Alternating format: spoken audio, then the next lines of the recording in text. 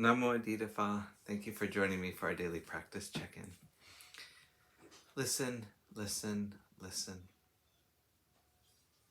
This wonderful sound calls us back to our true home.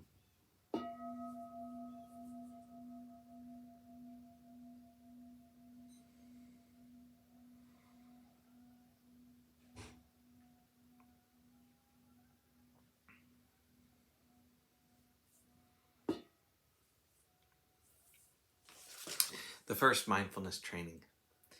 Aware of the suffering caused by the destruction of life, I vow to cultivate compassion and learn ways to protect the lives of people, animals, plants, and minerals.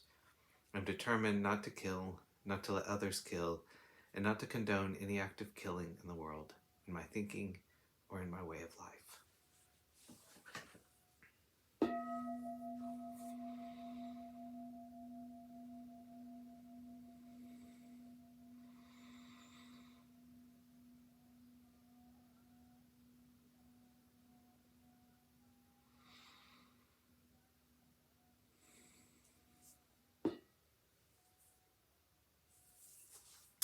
We've been reading Beginning Our Day, Volume 2 by the monastics of Abhayagiri Monastery for our Dharma lesson, and today we're reading A Lifetime of Maintenance by Ajahn Karunadhammo.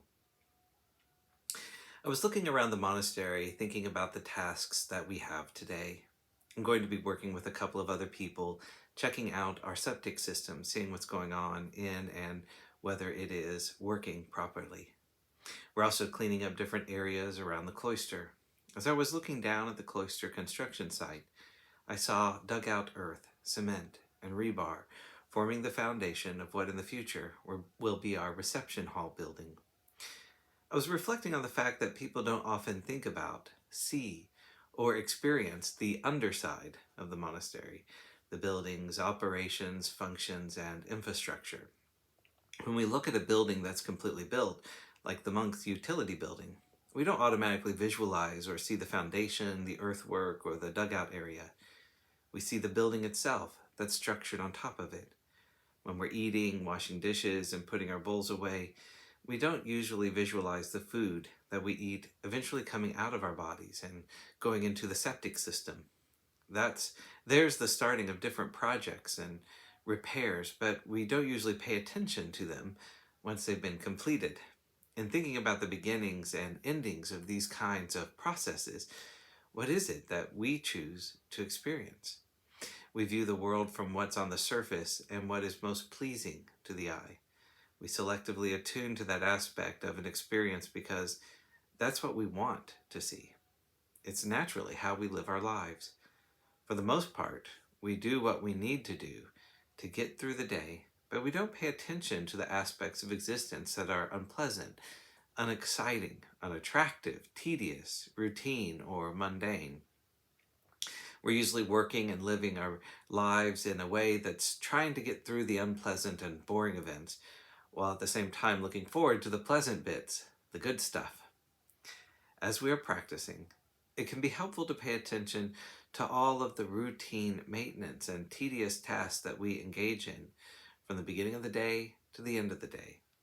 Whether it's the areas where we live, the physical surroundings, our bodies, our minds, or the relationships we have with people, we are consistently maintaining these structures. We tend to miss or skip over that whole aspect of our daily lives, the routine maintenance. If we miss it, then it's as if we are walking through a cloud. There is the intention of experiencing the one or two moments that are exceptionally interesting, exciting, or pleasurable, but the rest of it is just a cloud. With exception to the rare high and low spots, 90% of our lives are the routine, in-between experiences. But if we can bring mindfulness to the routine and mundane aspects of the day and not be so caught up in doing something to get somewhere exciting in the future, then there's a lot more peace and ease of mind and less desire momentum propelling us. We can settle back into a recognition of simply being here, right now, with whatever our experience is. This is the most pleasant and peaceful abiding we can have.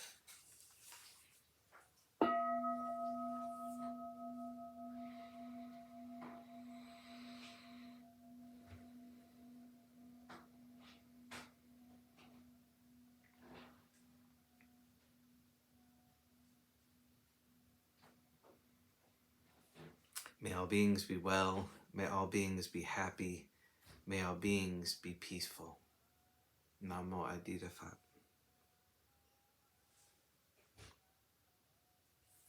Thanks so much for joining me today.